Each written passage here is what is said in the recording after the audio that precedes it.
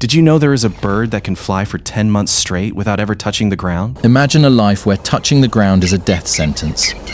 A life where gravity isn't a fundamental law of survival, but an obstacle to be avoided at all costs. Imagine that from the moment you take your very first flight, you will not land again for 10 consecutive months. You will eat your meals in the freezing cold atmosphere. You will find your life partner while drifting through the clouds. And when night falls, you will not retreat to a nest, a cave, or the safety of a tree branch. You will sleep while falling through the sky. Meet the common swift. Now, let's be completely honest for a second. Look at this creature. If you saw it sitting on a fence or flying over a city park, you wouldn't give it a second glance. It's small, it's dark, and frankly, its name is doing it no favors. Common. It sounds ordinary. It sounds like something you can ignore. But in the world of evolutionary biology, there is a massive irony. The most unassuming creatures often hold the most terrifyingly beautiful superpowers.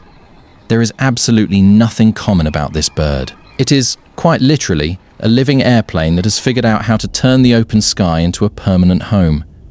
While we humans treat the sky as a temporary playground, a space we visit in metal tubes before returning to the safety of the dirt, the common swift looks at our solid ground and sees a hostile, alien landscape. Today on The Last Pour, we are breaking down the terrifying and beautiful reality of a life lived in perpetual motion. To understand how a creature can live its entire life in mid-air, you have to look at how evolution stripped away everything that made it a traditional land animal.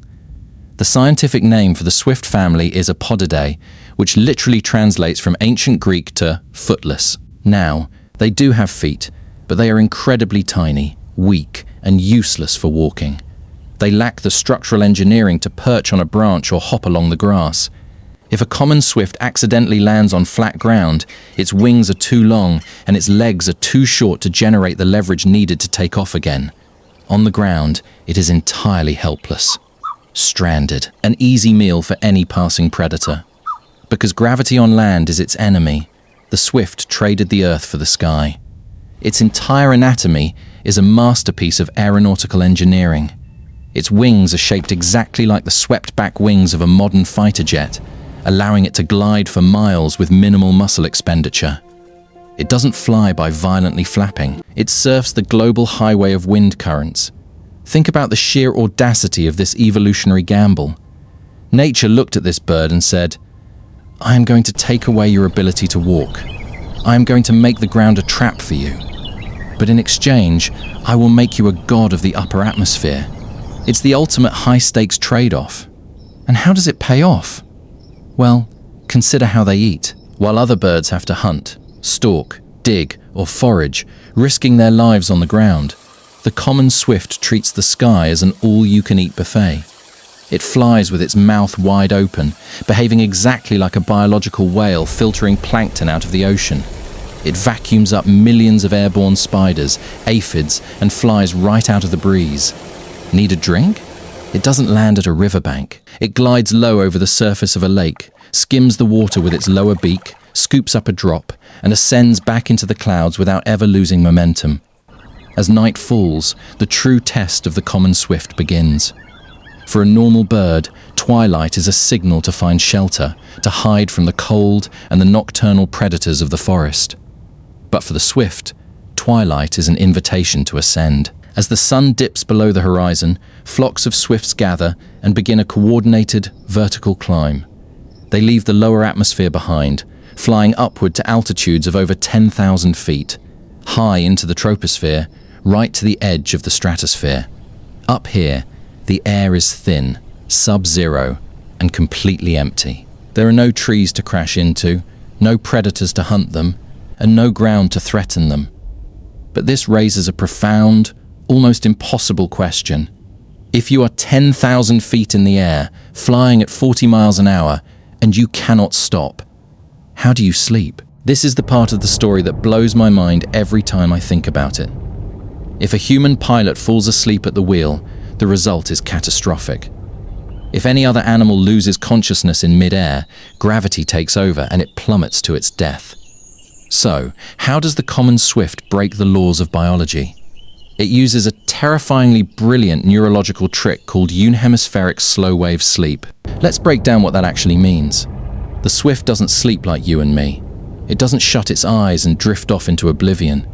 Instead, it turns off exactly half of its brain at a time. The left side of its brain will enter a deep, restorative sleep cycle, while the right side remains fully awake, monitoring the wind currents, maintaining aerodynamic balance, and keeping the wings locked in a perfect glide. The eye connected to the awake side of the brain stays open, watching out for changes in air pressure or shifting wind vectors.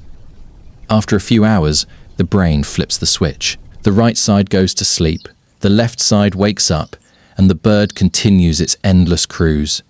It is literally sleeping with one eye open, navigating the curvature of the earth while completely unconscious. For 10 months, this is the rhythm of existence. No landing gear, no rest, no breaks. The common swift lives in the in-between, a creature caught between the gravity of the earth and the infinity of space. It is only when the biological urge to reproduce takes over that they finally touch the planet, building nests on vertical cliffs or the high brick walls of human buildings, using their sticky saliva to glue feathers together because they cannot gather twigs from the ground. And the moment their chicks are strong enough to jump from the ledge, those fledglings drop into the empty air, spread their wings, and begin their own 10-month, unbroken journey across continents. When you look at the life of the common swift, it forces you to reflect on our own human perspective. We spend so much of our lives searching for stability. We want solid ground beneath our feet. We want predictability, safety, and a place to anchor ourselves. We look at a life of constant movement as exhausting, unstable, or even dangerous. But the swift tells a completely different story. It shows us that survival doesn't always require a fortress on the ground. Sometimes, the safest place you can possibly be is in mid-flight, trusting your own momentum and navigating the storms by simply flying right over them. Nature stripped this bird of its ability to walk, not as a punishment, but to force it to realize its true potential was never on the dirt anyway. It was always meant for the sky. There is a profound beauty in a life lived entirely in motion. If the story of this impossible sky traveler opened your eyes to a different way of looking at the world, hit that subscribe button, give this video a like, and drop a comment down below. Could you survive a life where stopping means falling? Thank you for watching, and we will see you on the next journey, right here on The Last Pour.